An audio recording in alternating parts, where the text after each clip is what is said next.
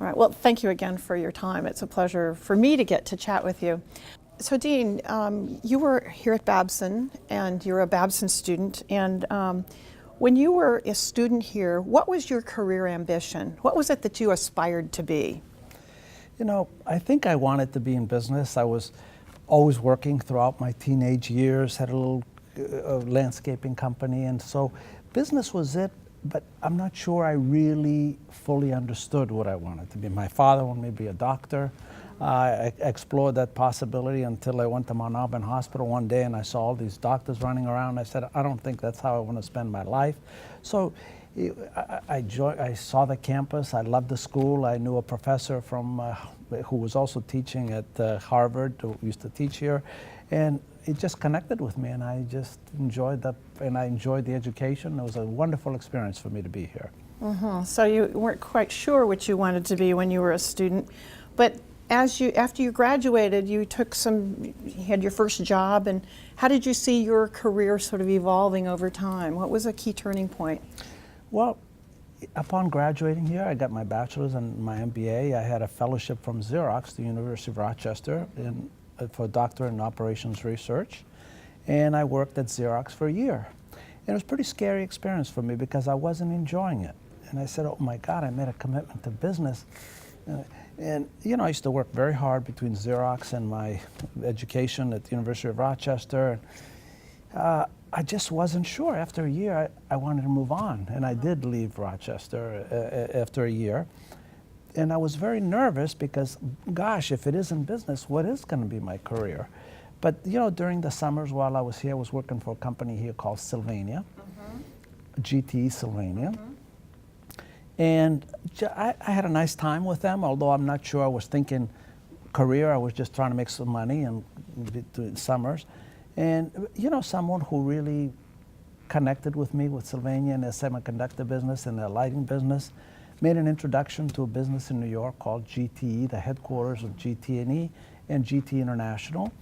So when I left Rochester, I was lucky to get that introduction. I moved to New York City. I enrolled at Columbia, and I started working with GT and International, and my world opened up in the most beautiful fulfillment of my life.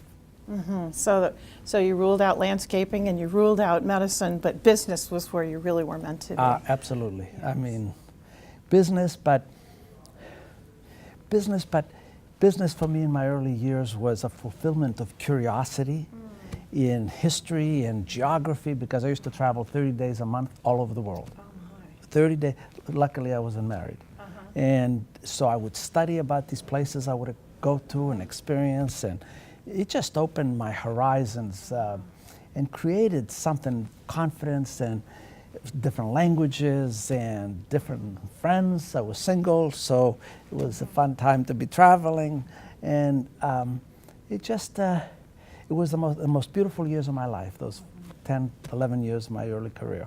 And it sounds like all that traveling and that knowledge kind of led to a great foundation for the businesses that you've built, and you've built many of them.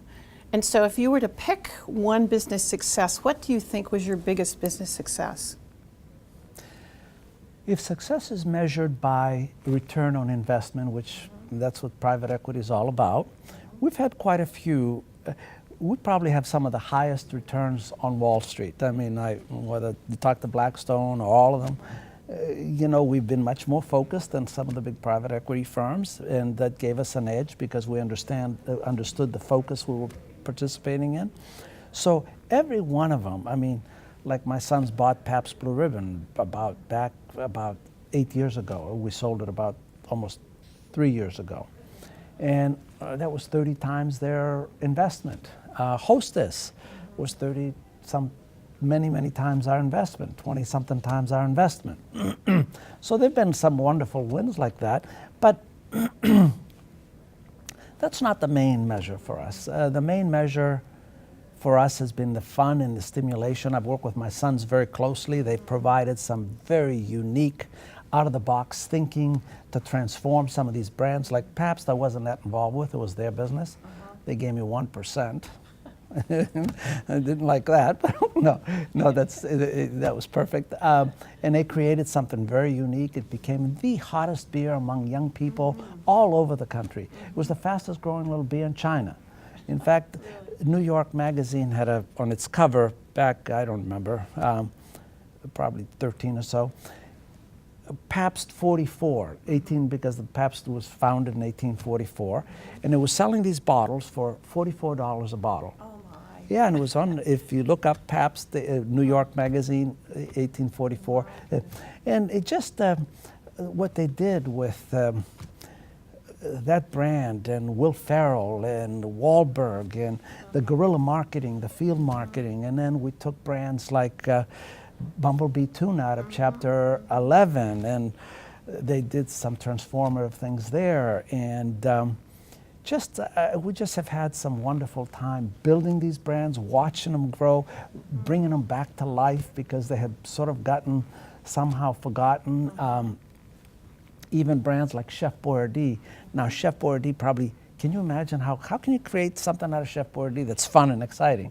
Well, and it was a declining brand. It was a huge brand, part of a big business we bought from American Home Products. So the fun was seeing these brands like the Twinkie. Look at the beautiful Twinkie. I mean, I get excited just talking. I have a smile on my face discussing it.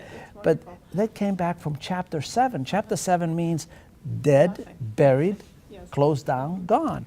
And it's been a lot of fun to see it reconnect with the consumers, innovation behind it, but very important as part of that innovation and repositioning these beautiful brands.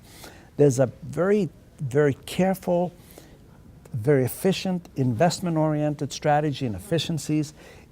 Technology is critical to put IT platforms in that give you full visibility into every decision that drives your business.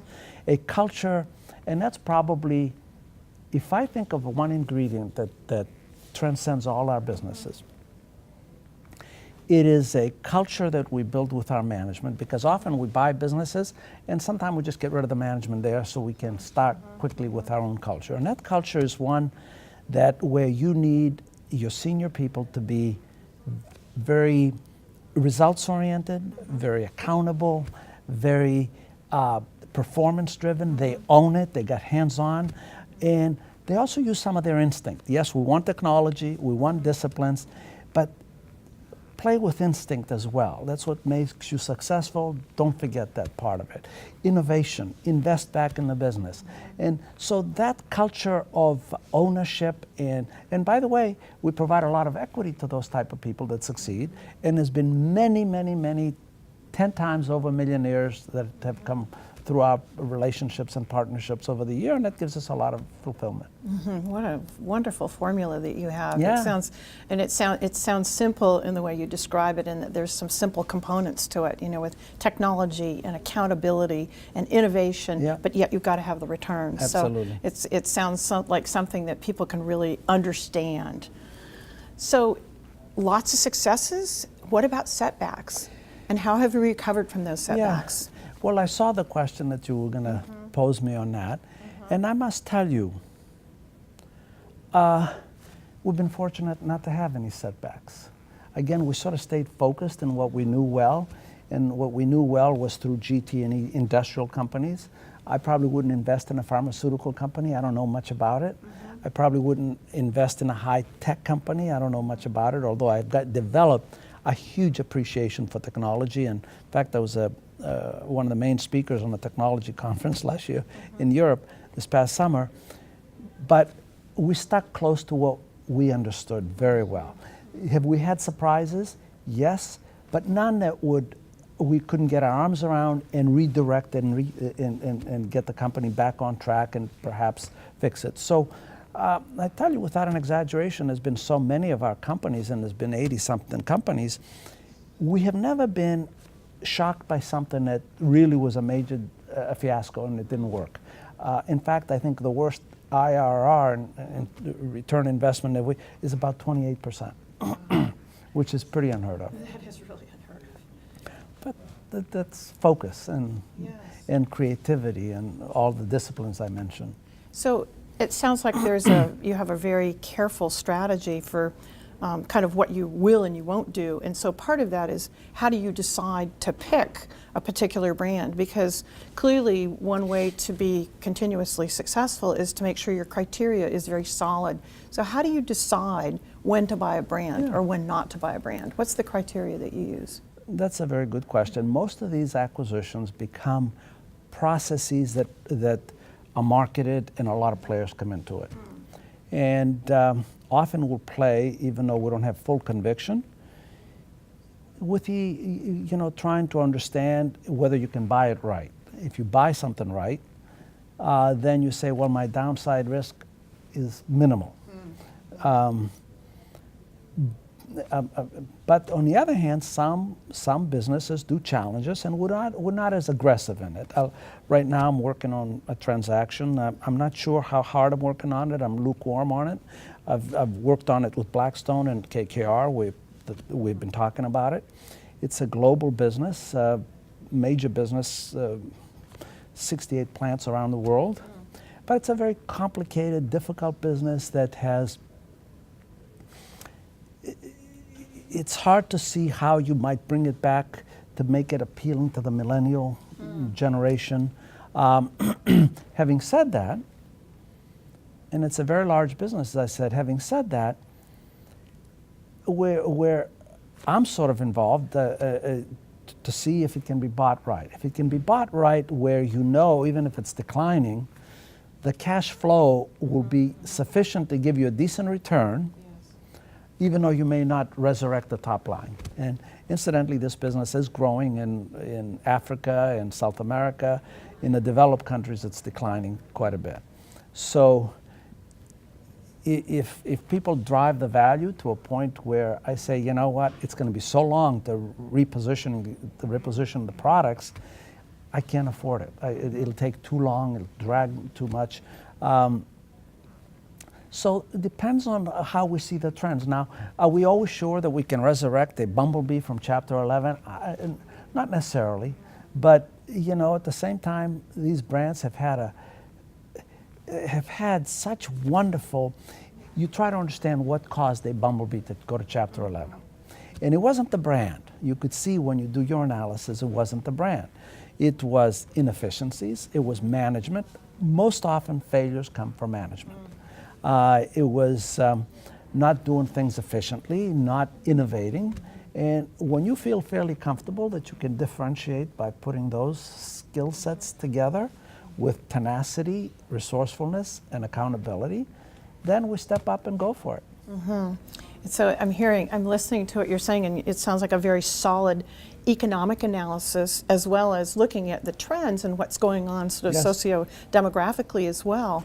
But then, as you say, when it comes down to it, how do you innovate? And so when you think about innovation, here at Babson, we're all about entrepreneurial thinking. And so is the innovation in your way of framing an entrepreneurial thinking approach? In other words, how does entrepreneurial thinking play into what you do? Well, that's a very good point. I must tell you, the early seeds of their entrepreneurship came to me from Babson. And we're so glad they're still there. Yeah, they are. And you don't lose them, but it's also, they seed together with one's personality. And the entrepreneurship, how it comes in our business, very critical to our entrepreneurship is to have a level of discipline that really drives the basis for your decisions. But you have to also have some instinct, which is the entrepreneurial part, and some risk-taking, and some vision. And so if you can't combine those entrepreneurial instincts, vision, and risk-taking, and you're just constantly thinking of the downside, although you should think of the downside, and you should put the disciplines in place so you do your financial analysis, because seat-of-the-pants decisions don't work. Applying some instinct together with your foundation of good disciplined information is what makes, I think, the wonderful combination of entrepreneurship and well-run businesses. I should also tell you, it's more fun to run a business when you allow some level of instinct, some level of passion to coexist with that. And that's been the wonderful combination that has, my sons often bring to me and together the creative, the innovative, the guerrilla marketing, which is so unique. Some of the totally different marketing techniques that they've introduced to our business. But I try to remain the pillar of discipline. Do you know the biggest, probably the number one element in all these acquisitions is systems, technology. We're always amazed. We buy divisions, like we bought a company out of the UK. It was a multi-billion-dollar business, public company, was not doing well. We bought it. It was a conglomerate with many different businesses. And what was always amazing to us, and by the way, that's also true, we bought divisions of huge companies, and it always amazed us at how macro-managed these companies were by the top management. They would have good general information, but they didn't penetrate down to the profitability of each one of the components of their business. Each customer order. Customers, if you let the system go, they'll order, give me 10 cases of this, 5 cases of that, but to put that together is not profitable. So you have to have disciplines, you have to have systems. So systems have differentiated the efficiency of how we operate and drives our culture. The culture is the number one. The systems and creativity, which at least from my son's contribution, has been the most unique. And I'd love to talk about some of those examples because it could be a lot of fun at some point. Well, it sounds like you've got the great balance between, what you bring to the business and what your sons bring to the business, and how that sort of shapes everything that you do. So I'm going to switch gears here. Yes. So one of the things that I know you've been very involved in is sort of social value and Yes. social impact in Yes. your business. Could you talk a little bit about that and give us some examples of some of the social value creation that you've done with all the businesses that you've run? Well, let me say this. Quite a few of our businesses, and I have a bit of a split discussion with that, say Hostess. Oh, well, when Hostess, the sweet goods of business of Hostess went into Chapter 7, well, it employed about 9,000 people, 14 plants around the country, and here comes C.Dean Metropoulos, comes in, opens it up, invests almost $200 million very quickly in efficiencies with robotics and all of that, and didn't care about, and by the way, I feel guilty sometimes about this, believe it or not. It sounds corny, but I do. Think about it. We open up the company, it employs, do the same sales that it was doing before, 1,200 employees, a lot more robots, 3 plants, and is that social responsibility? Well, the brands came back, we did hire those 1,200. We took the next step, which is facing our whole community around the world, automation and robotics, which are transforming factory floors, and if you don't, you're not doing social justice if you don't stay ahead also. So many of the businesses, all of the businesses, maybe 80% of the businesses we've acquired, we're struggling in some form or another. Quite a few came out of Chapter 11. Hostess came out of Chapter 7. And so we've resurrected them. All of them are wonderful businesses today. And the thing that we take pride of, sometime if you remember that ad, put a little lipstick on his pig and sell it. Every one of our businesses has continued to go on because we put the fundamental values, the systems, the investment behind efficiencies and automation, quality, innovation. And those are sustainable characteristics as opposed to, can I trim some fat and, just let's see if we can make it look a little prettier and create some adjustments to it, EBITDA bridges and sell it off. That's not been our style. We love these businesses. We put our soul in them and we put all our efforts to them and we fix them. And so the social part of that is, I must tell you something that I'm particularly proud of. When Hostess opened, we did, Apollo was my partner. There were minority partners. And we did something called a dividend recap. It was a very successful turnaround. And we did a major dividend recap a year or so after we bought it. So in the meantime, it was unionized before we went Chapter 7.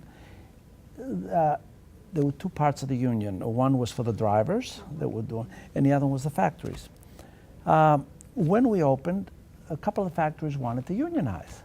And we've never had problems with the fact. So we said, okay.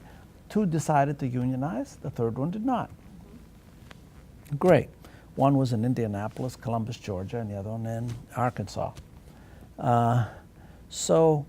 In Kansas, I'm sorry, Kansas. The Kansas one did not.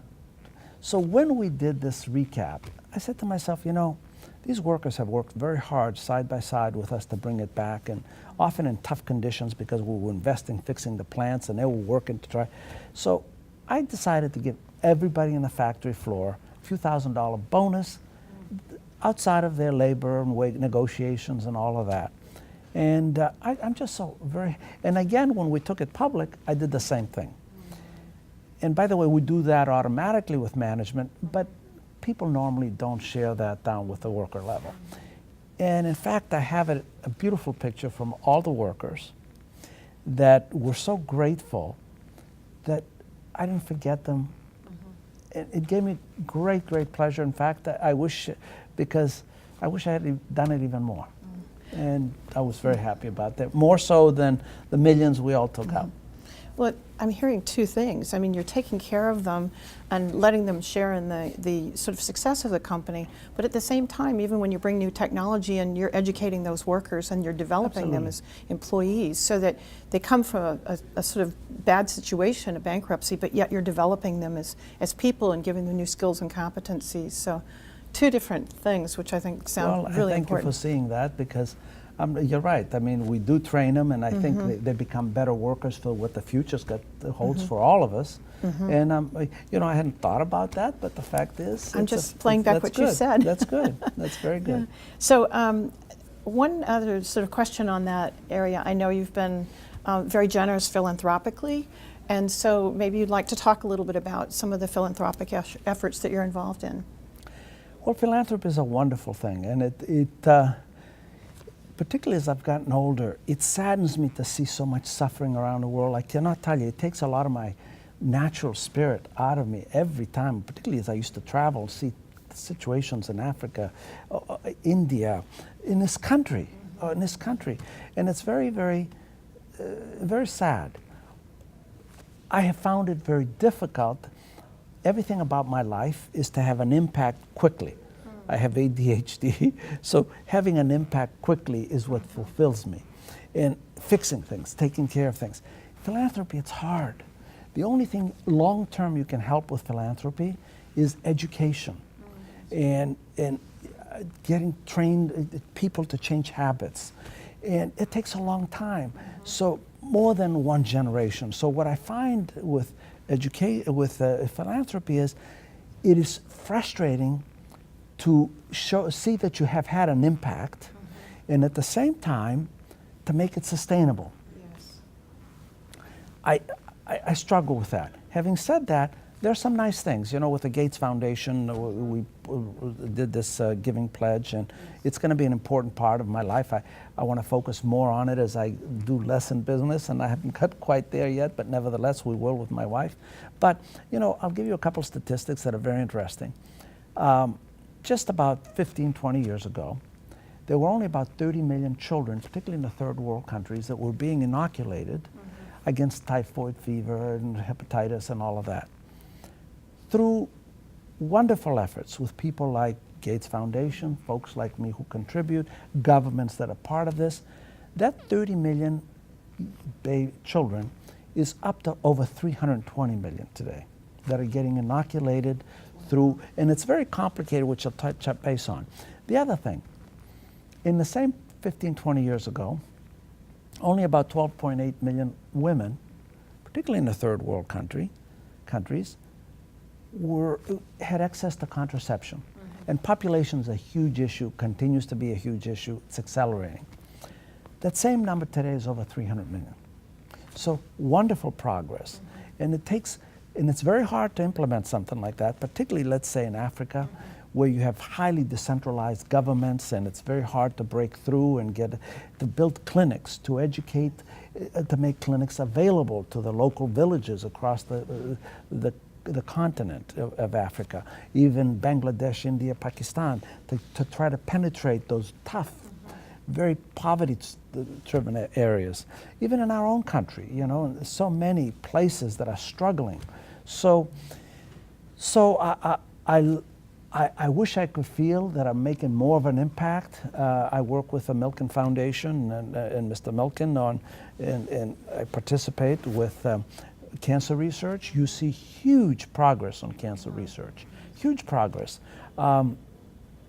Genomics and genetic sequencing are going to drive the future healthcare and how to anticipate illnesses and how to scan your chromosomes with this simple device by just and this is amazing. And you're going to be able to scan your chromosomes and be able, through what we call big data, be able to match your own cellular cells and the characteristics of the chromosomes with the other chromosomes and cellular structures around the world. And all of them are different.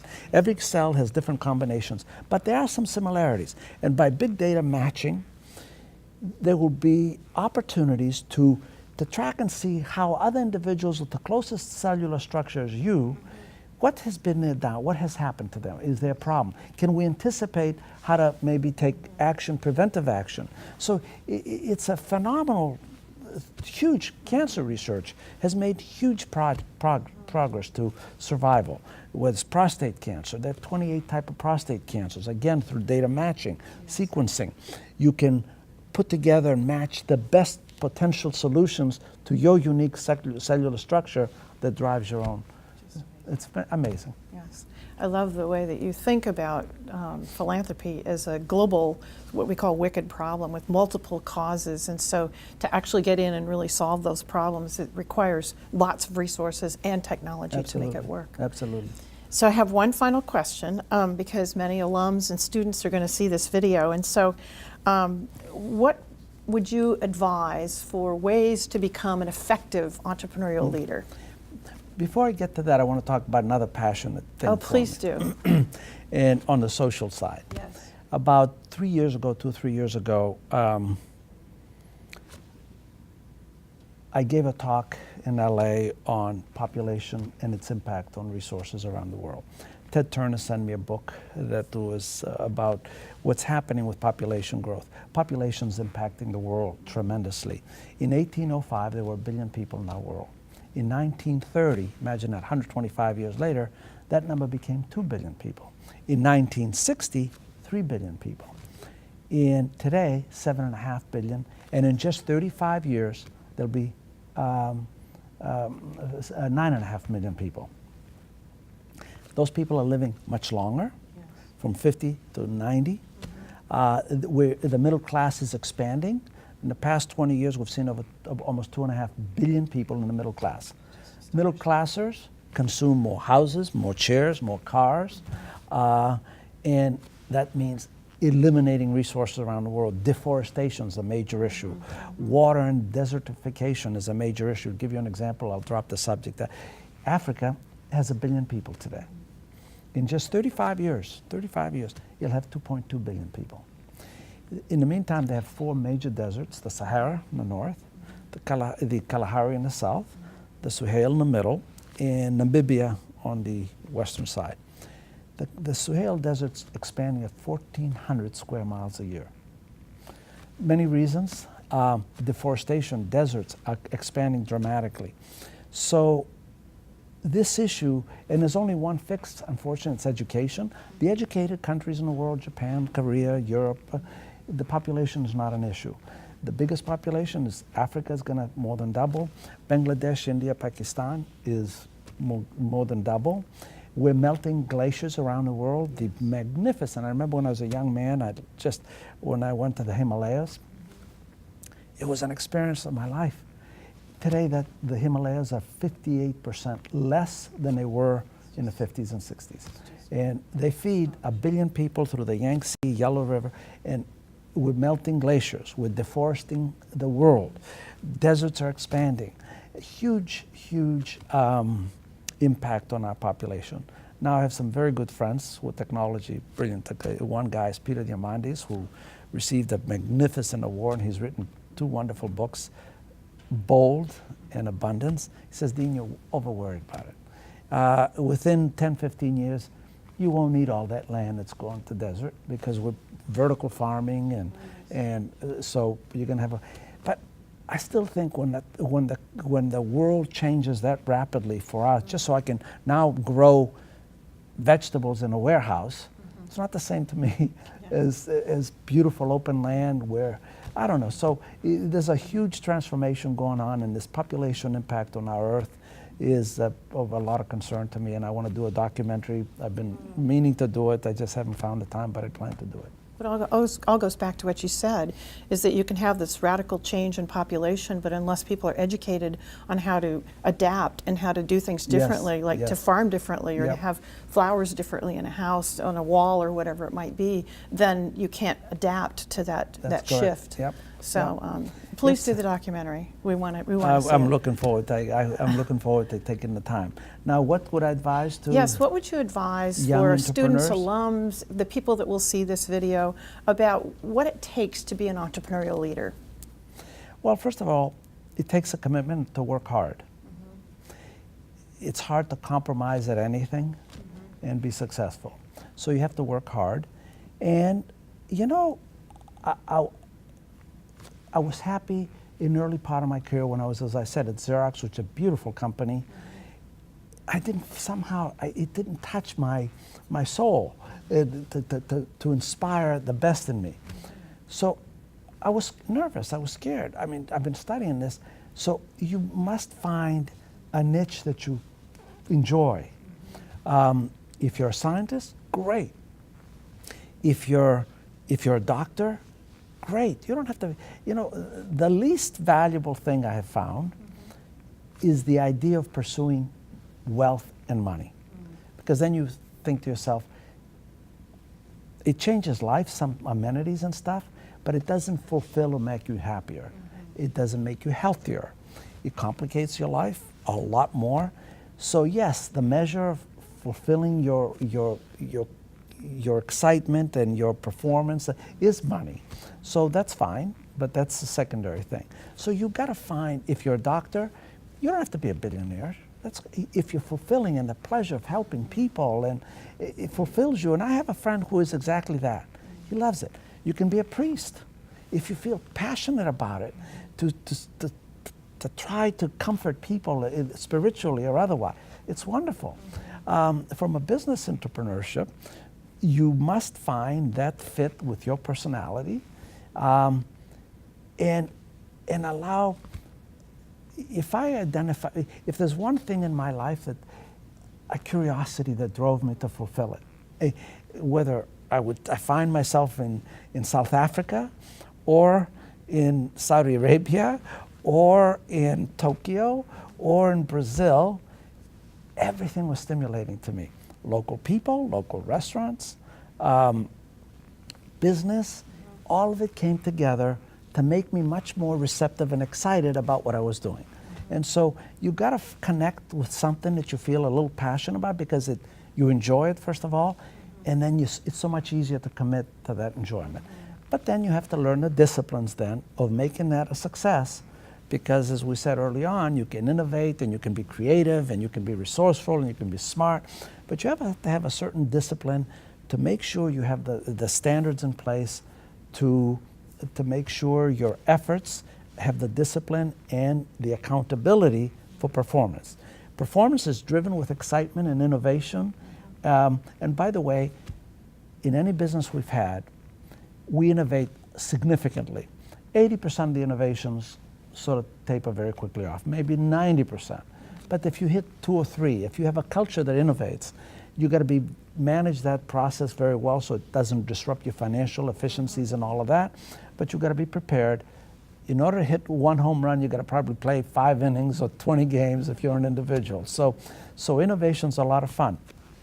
So you want to drive all that innovation, the excitement, the fun of success, but you got to then have the discipline to say, if I over-innovate, it drives my factories crazy. They can't do it efficiently and protect my base business.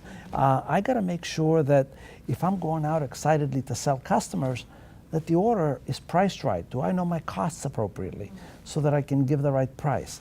Am I going to be able to deliver it on time? Am I going to be able to sustain that relationship with proper pricing, proper quality? And those are not exciting concepts. Efficiencies, those are discipline concepts. The fun is the other part, but the two can make something happen quite excitedly. And maybe sometime you find people who find excitement in the discipline part of the business, and you drive that part of the business. So that's what I try to do with my sons. I get a lot of satisfaction out of efficiency and consolidation of businesses and systems and all that. They find it more exciting to innovate and guerrilla marketing and field marketing and that type of thing. But I'm sure that those two pieces of your business are all wrapped around that personal passion, and your personal passion and enthusiasm comes through in so many ways. So I can't thank you enough for spending a little time with me. This was fascinating. Thank you so much. Thank you.